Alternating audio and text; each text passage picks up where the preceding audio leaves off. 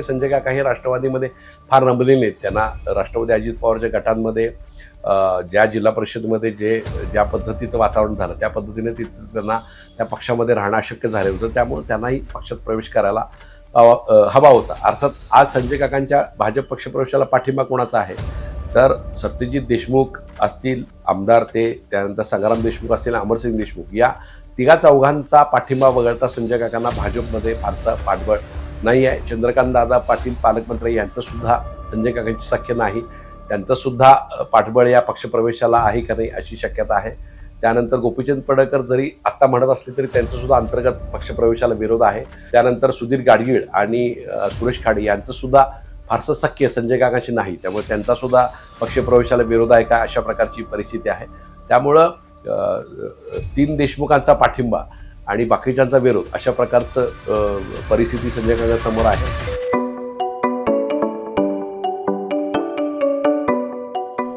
नमस्कार, मी हनुमंत मोहिते, हनुमंत मोहिते .सोनेराई या माझ्या यूट्यूब चॅनलवर सर्व प्रेक्षकांचं स्वागत आहे. माजी खासदार संजय काका पाटील यांचा भाजपमध्ये पक्षप्रवेश असा निश्चित झालेला आहे. अर्थात ही माहिती त्यांनीच दिलेली आहे आणि 30 जूनला मुख्यमंत्री देवेंद्र फडणवीस आणि भाजपचे प्रदेशाध्यक्ष रवींद्र चव्हाण यांच्या उपस्थितीमध्ये हा पक्षप्रवेश होईल असं त्यांनी सांगितलेलं आहे. त्यामुळं येत्या 30 तारखेला आपल्याला पाहावं लागेल. अर्थात या पक्षप्रवेशामध्ये अडथळे आणण्याचा प्रयत्न सुद्धा पक्षातून काही लोक करतायत. काही लोकांनी संजय काकांच्या पक्षप्रवेशाबद्दल काही त्यांचे आक्षेप नोंदवले आहेत. त्यामुळे नेमका काय होतो हे आपल्याला पाहावं लागेल. पण सध्या तरी मात्र 30 तारखेला हा पक्षप्रवेश निश्चित झाल्याचं माहिती आपल्याकडे कळते. अर्थात संजय काकांना भाजपमध्ये घेण्याचं कारण काय, किंवा भाजपला संजय काकांची गरज काय, किंवा संजय काकांची भाजपमध्ये जाण्याची गरज काय, याची चर्चा आपण आज करणार आहोत. तर याच्यामध्ये संजय काका पूर्वी काँग्रेसमध्ये, त्यानंतर राष्ट्रवादीमध्ये आणि पुन्हा भाजपमध्ये गेले आणि भाजपमध्ये 2014 आणि 2019 मध्ये त्यांनी 2 वेळा खासदारकीची निवडणूक जिंकलेली आहे. मात्र 2024 साली त्यांना पराभव पत्करावा लागला. त्यानंतर त्यांनी राष्ट्रवादीकडून आमदारकी निवडणूक लढवली, तिथे त्यांना पराभव पत्करावा लागला. त्यानंतर तासगाव नगरपालिका निवडणूक त्यांनी अपक्ष लढवली, तिथे त्यांना विजय मिळवला आणि त्यानंतर पुढच्या याच्यामध्ये कवठे महांकाळचा नगराध्यक्ष त्यांच्याकडे पद आहे. त्यानंतर तासगाव पंचायत समिती सुद्धा संजय काकांनी राष्ट्रवादी अजित पवार यांच्या चिन्हावर जिंकलेली आहे. आता सध्या संजय काकांच्याकडं तासगाव नगराध्यक्ष, कवठे महांकाळ नगराध्यक्ष आणि तासगाव पंचायत समिती सभापती ही 3 महत्त्वाची सत्तास्थानं त्यांच्याकडे आहेत. आणि दुर्दैवानं किंवा भाजपच्या दुर्दैवाने किंवा संजय काकांच्या सुदैवानं तासगाव कवठे महांकाळमध्ये भाजपला पर्यायी नेतृत्व मिळालं नाही. म्हणजे संजय काकांनी ज्यावेळी राष्ट्रवादी प्रवेश केला त्यावेळेला तिथं गिड्डे असतील किंवा स्वप्नील पाटील असतील या सगळ्यांना उभं करण्याचा प्रयत्न भाजपने केला. तिथं अजितराव घोरपड्यांना मदत केली कवठे महांकाळमध्ये, पण तासगाव कवठे महांकाळमध्ये एकही कार्यकर्ता त्यांना दमदार असा मिळाला नाही. आणि हीच मोठी अडचण आहे की जे भाजपला संजय काकांचा पक्षप्रवेश घडवून आणते. आणि संजय काकांचा सुद्धा विषय असे की संजय काका हे राष्ट्रवादीमध्ये फार रमलेले आहेत. त्यांना राष्ट्रवादी अजित पवारच्या गटांमध्ये ज्या जिल्हा परिषदमध्ये ज्या पद्धतीचं वातावरण झालं त्या पद्धतीने त्यांना त्या पक्षामध्ये राहणं अशक्य झालं होतं. त्यामुळे त्यांनाही पक्षात प्रवेश करायला हवा होता. अर्थात आज संजय काकांच्या भाजप पक्षप्रवेशाला पाठिंबा कोणाचा आहे तर सत्यजित देशमुख असतील आमदार, ते त्यानंतर संग्राम देशमुख असतील, अमरसिंग देशमुख, या तिघा चौघांचा पाठिंबा वगळता संजय काकांना भाजपमध्ये फारसा पाठबळ नाही आहे. चंद्रकांत दादा पाटील पालकमंत्री यांचं सुद्धा संजय काकांची सख्य नाही, त्यांचं सुद्धा पाठबळ या पक्षप्रवेशाला आहे का नाही अशी शक्यता आहे.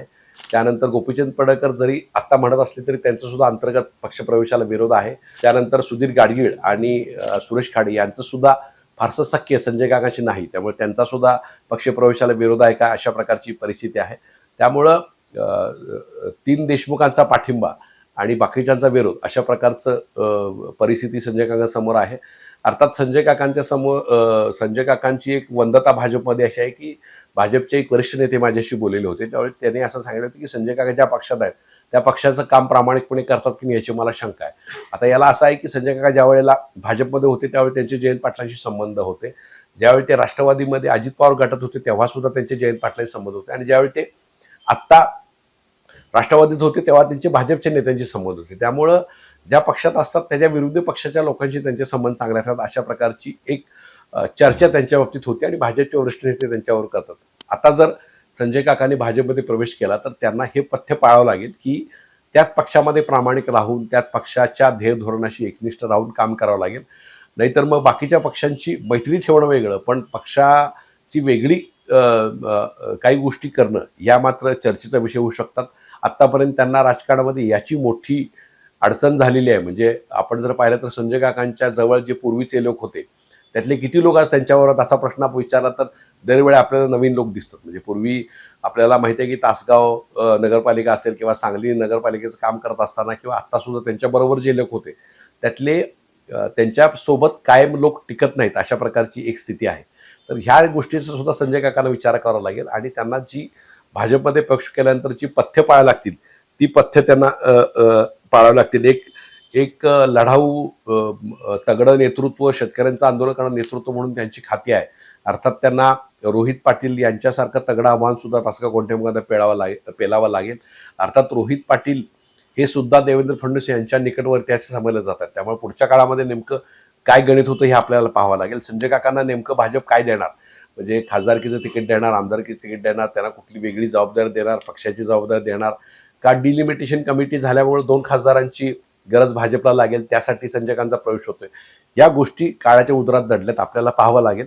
पण संजय काकांचा प्रवेश मात्र तासगाव कोठे महांकाळमध्ये भाजपला ताकद देणारा आणि जिल्ह्यामध्ये एक एकजिन्सीपणासाठी आणण्यासाठी एक महत्त्वाचा दुवा ठरेल, एवढं मात्र निश्चित.